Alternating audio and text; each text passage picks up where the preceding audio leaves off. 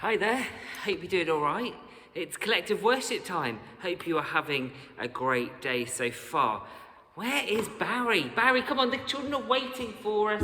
We said we were going to film collective worship. Hang on. I am tired. Barry, what are you doing? Why are you all tied up in rope? You said we were going to talk about being tied up. Barry, come on. Isn't that what we're talking about? I mean, I'm tied up. I mean, how did you even do that to yourself? I know. It's one of my many skills. Barry, untie yourself, sort yourself out. We are talking, yes, about being tied to one another, but we're talking about being tied together in friendship. We're talking about friendship. Oh. Not being in prison or being tied up. What are you? I mean, I do like this bit of rope. It's green, it's nice. It's a great piece of rope, well done. I'm sure you kept that for just a time as this. Yeah. Something you... Anyway, how are you doing? I'm doing okay, thank you very much. Yes. You had a good week? Start of the week, all good. We've just had toddler group, which was really good, a lot of fun. Had a few cups of coffee and a biscuit, which was quite nice. And Food already. That is 1 minute and 18 seconds in, and he has talked about what he eats. Joe in the office gave me half a pork pie, Right, okay, stop. which was really nice. We don't need to know what you've eaten. And I've just done a COVID test. What a treat. Yeah. Wow, you have had a great morning. We're just getting really excited about the fact that the new building that you can probably see from school if you look out of your windows, the new building is really coming on and it's nearly going to be opening very soon, right after half term. So we're getting really excited about that. We had a sneak peek. We did. Carpets down. Do you know, I've now got a key to the new building. Yeah. Do you have one? I don't have one yet, no.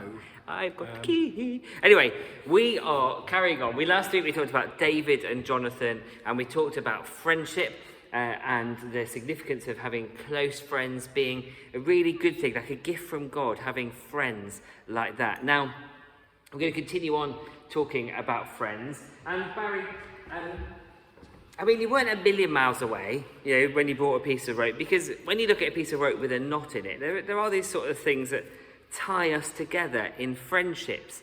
And that's what we're thinking about. Like, what are the things that maybe we can't see, because we're not literally tied to one another, but the things that do like link us with others. Like things that we share. Things that we share. So it might be we share a love of the same subject at school, that we really love it when we get to do PE. We might share the same sport team. Yeah. You know, you might be like Saints supporters or Chelsea supporters or Trojans rugby and hockey supporters or whatever. So yeah. Or, you know, it might be that you always choose the same choice at dinner time. So you're always having the red choice or the green choice together because you've got a love of the same food. See what I did there? We got food. We like food. I mentioned pork pie earlier, I got that in. But yeah, we do. We share a love of making pizza. Yeah. Yeah. And bread. In fact, I've just bought some more bread flour. Really excited about that. Awesome. Yeah, so there's a love of all those sorts of things. Those things that unite us together. And one of the things about Barry and I is, another thing that unites us together, that sort of invisible tie, is that we both love Jesus. And we both think Jesus is the best friend, the best person ever. And so that links us together, our faith in Jesus, our belief that he loves us and is always there for us. And that's like an invisible tie as well, because when I say I believe in God and that he's my friend, and Barry, no, not Jesus, Barry says the same thing about Jesus, then it says in the Bible that we're together in the family of God. And so there's that sense of being tied together, united together as a family. You know, there's that invisible bond as a family. Jesus is like this friend that stays with us all the time. So Jesus is our friend here with me and Tony here in church at the moment. But if I go outside the church, he's still my friend. If I go on a holiday somewhere, he's still my friend. If I'm really happy, he's still my friend. If I'm really sad, he's still my friend. Wherever I go, he's still with me. He's like a shadow. Because you can't really get rid of a shadow. Whenever you turn around, there it is. And that's like Jesus. He is always there with us, which is amazing. Have you ever read that book, Day Monkey, Night Monkey? I haven't. Oh, it's a great book by Julia Donaldson, I think. And in it, the night monkey has never seen a shadow. And she's like, what is this black monkey that's following me around? And the day monkey says, that's your shadow, you silly thing. You can't get away from it. Anyway, that's a great analogy that Jesus is like our shadow. He is always there with us. Now, that reminds us of a story in the Bible. Barry, I know you've got one ready. Do you want to share that story about this being tied together? This story is about two ladies. It's about a lady called Ruth and about a lady called Naomi. And it's called Ruth Finds a New Home. It's from Bob Hartman's Lion Storyteller Bible. Now, Naomi was lonely. Her husband was dead. So were her two sons. And she was living in a country that was far from home with her sons' widows, Orpah and Ruth. I'm going home, said Naomi to her daughters-in-law one day, back to my own country, back to Bethlehem where I belong. You guys must stay here. I will miss you, but this is your country, not mine. Naomi expected Orpah and Ruth to kiss her and hug her and wave goodbye, and that is just what Orpah did. But Ruth did something different. She kissed Naomi and she hugged Naomi, and then she said, I'm coming with you. Why? Asked Naomi. Why leave your people and your home to travel to a place you do not know? That was my COVID thing. I've got to check it. Here, you have a chance of finding another husband, but I can't give you one. But no matter what Naomi said, Ruth would not change her mind. She cared for Naomi and wanted to make sure that she returned home safe and sound. I'm going with you, she said, and that's all there is to it. From now on, your people will be my people, and your God will be my God. So Naomi and Ruth went to Bethlehem. And while Naomi greeted her relatives, Ruth went off to find a job. But that was hard because she came from a different country. So she ended up gathering bits of barley in a field that belonged to a man named Boaz. Bits that were left behind when the workers collected the grain. Now Boaz soon noticed Ruth. He had heard about what she'd done for Naomi. He admired her courage and her loyalty, and he also took a shine to her.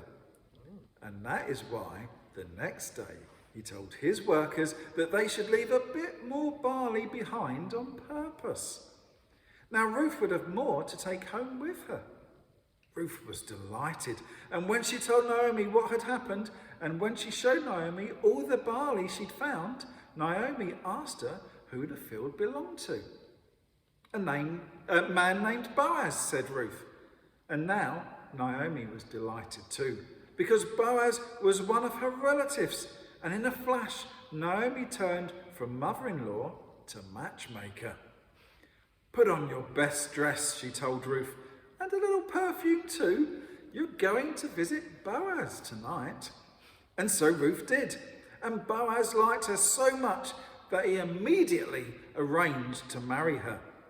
Ruth was delighted, and Naomi was too, for God had rewarded Ruth's loyalty and had given her both a husband and a home. And what is more, Ruth gave birth to a son whose name was Obed, and Obed's son was Jesse, and one of Jesse's sons was a shepherd boy named David, who ran into a giant one day. But that's another story. What a fantastic story. Yeah. I love that story. So Ruth and Naomi obviously had nothing. Both of her sons had died, and she just said to her daughters-in-law, go find another husband. I don't have anyone else for you. But Ruth clings to Naomi and says, no, I'm coming with you. And then, I love that, then it said Boaz recognized and liked her loyalty and her commitment to Naomi. And that was one of the things he really liked about her. Ruth gave up a lot, didn't she? She gave up everything she had in a place that she knew, friends that she had there and everything. She gave up a lot to go with Naomi. And sometimes, if we're really good friends with each other, sometimes we have to give up things that we might like to help those friends. We might give up our playtime to go and help someone else do a job. We might give up our place in the line for food maybe to go and help someone else out. But those things were noticed by Boaz, by God, and actually Ruth in the end was rewarded. And sometimes when we give up things, like if we give up something at school to help someone else, we might get rewarded because your teachers are always watching, and the dinner staff and everyone at school, all the adults there, are always watching. They've always got their eye out, and if they see someone do something really, really well, really kind, really nice, you get rewarded. Sometimes you get like your stickers, don't you? Like Star of the Week and different things like that. So there's always, we always get. God is always looking, and we will get rewarded. And the by thing the is, actions. we might get rewards, but also one of the things that we will also get is that our friends will remember that. They'll remember that actually, when I was really struggling, they stopped and they went out their way to help me. Or when I was feeling sad, they stopped playing that game and they came and sat with me and found out what was going on. Or that, as you get older, I know the friends I really hold on to are those that when things get difficult, they give me a call and they check in that I'm doing okay. We've got some friends that when we have had lots of different things happen in our life, some that hasn't been quite so great, and they used to live in France at the time, and they got on a boat, they got on a ferry sort of the next day after they'd heard something that had happened to us, and they came to be with us to just check that we were okay. Like they literally left their country and came to be with us, and that meant so much. That was absolutely mind-blowing that they would be able to do that for us. And we remember those things in our friends, and we can remember as Christians as those who know Jesus as our best friend, as the most special friend, that he literally gave up everything for us, that he died upon the cross for us, we remember at Easter, so that we can know that we are loved.